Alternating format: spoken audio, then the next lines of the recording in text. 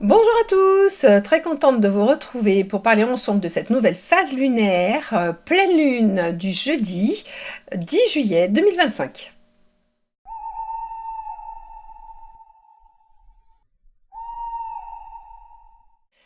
Alors, une pleine lune, c'est fait pour se libérer des énergies toxiques, des choses limitantes. Voilà, on est là pour faire du ménage, du ménage, du ménage et du ménage. La pleine lune, elle va nous éclairer profondément pour faire remonter tous les petits sacs poubelles qu'on a à l'intérieur, toutes les choses nauséabondes qu'on ne veut pas regarder. Là, elle va nous les mettre sous le nez. C'est pour ça qu'une pleine lune, c'est quand même assez déstabilisant. Ça peut être un petit peu agaçant. Voilà, donc ça fait ressortir les choses intérieures, mais du coup pour qu'on bosse dessus, hein, parce que la plupart du temps on les planque, et là, ça les fait remonter. Donc on va être sur cette énergie-là, c'est encore du travail, très agréable à faire. On est, pour cibler un petit peu mieux l'histoire du travail, c'est mieux de coller aux énergies bien évidemment du jour. Donc on est dans l'énergie du Capricorne, pleine lune en Capricorne. Le Capricorne, c'est une créature qui a un corps de bouc, de chèvre, selon d'autres personnes, enfin bon bref, voilà, bouc, chèvre, enfin vous voyez le concept, avec une queue de dauphin. Voilà. Parce que c'est vrai que des fois on le représente à quatre pattes, mais en fait non, il a une queue de dauphin.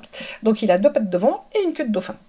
Le Capricorne, du coup, c'est quand même quelque chose, on va dire, d'amphibie, entre guillemets. C'est-à-dire qu'avec une queue de dauphin, on comprend quand même qu'il est relié quand même bien au domaine de l'eau.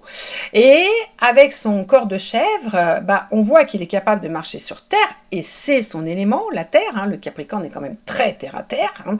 Capricorne, garçon sérieux. Comme tous les signes de terre, réfléchit quand même pas mal. On ne le fait pas partir en vrille. Il est quand même s'il est un peu bizarre, il est quand même très stable. Et le Capricorne, avec ses pattes de chèvre, du coup, va pouvoir grimper.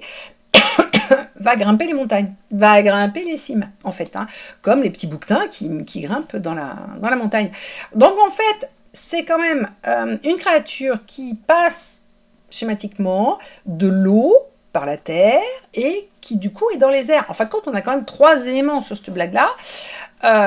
L'eau, la terre et l'air. Hein, donc émotionnel quand même le Capricorne, même si il cherche à cacher ses émotions. Très terre à terre. Bon, ça c'est son grand trait de caractère.